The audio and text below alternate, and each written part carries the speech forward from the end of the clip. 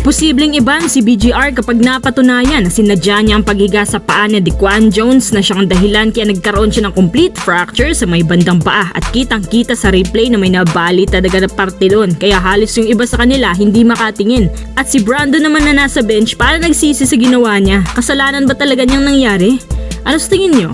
Natangled up si Dequan Jones, BGR, RR Pugo at Kim Aurin habang papalapit si Jones sa basket pero hindi na nakayanan ni Jones may pasok yun sa sobrang dami nila at eventually kita sa replay na bumagsak si BGR sa may bandang paa ni Jones. Ikaw ba naman ba bagsakan ng over 100 kilos na mama? Hindi ka ba mapipilay? Kita din sa monitor yung paa ni Jones na lupay-pay na parang nawala yung support dun sa paa para tumayo. Pinamamadali nila ang medic at nagdasal ang buong LX sa nangyari habang si Jones pinalakpakan ng mga tao sa loob nung papalabas na ito kaya si Jones sumenyas ng thumbs up bilang pagpapakita pa rin ng sportsmanship sa kanilang lahat. Mukhang sa nakikita ko wala namang sinisisi si Jones sa nangyari. Si BGR sa bench umiiyak na para bang nagsisisi siya sa ginawa niya kaya pinuntahan na lang din siya ng mga teammates niya para i-cheer up.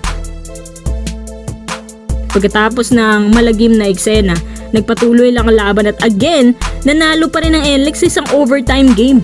Imagine nyo na kahit walang import ang NLEX, pero dahil sa kanilang matinding dedication na manalo para kay Dequan Jones, kaya nagtagumpay pa rin sila. Yung TNT, hindi pa rin nakaisa sa NLEX ngayong Governors Cup.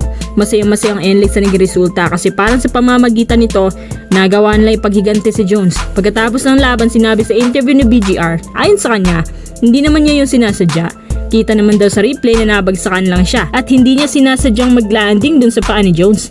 Sana daw ay huwag siyang husgahan dahil sino ba naman daw ang player na gustong balian ng kapwa niya player. Hindi naman daw siya ganun ka-dirty.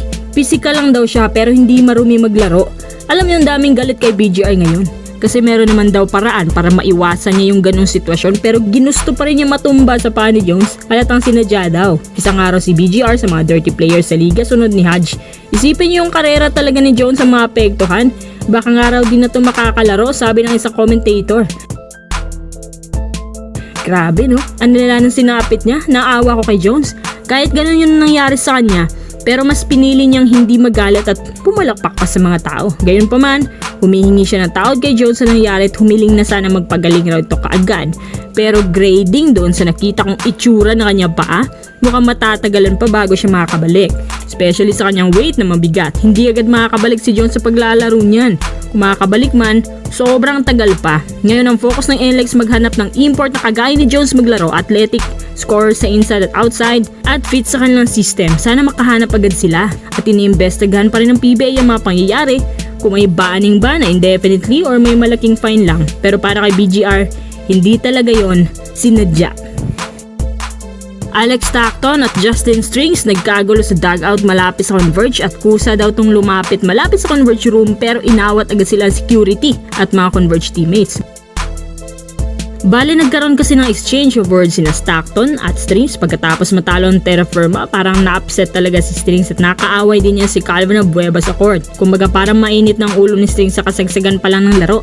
Tapos ginatungan pa ni Stockton. Alam si Stockton marami din nakaaway.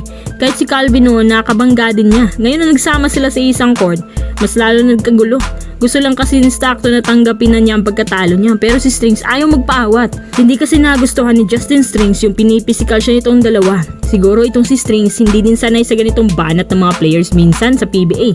Kaya kung baguhan ka pa lang maninibago ka talaga. Gaya ng sabi ni Ball, nagulat siya sa PBA style. Para kasing dogfight every game. Eventually nagkaroon din siya ng malalang injury dito. Mapapatanong na lang ang mga import kung safe pa bang maglaro sa PBA ngayon?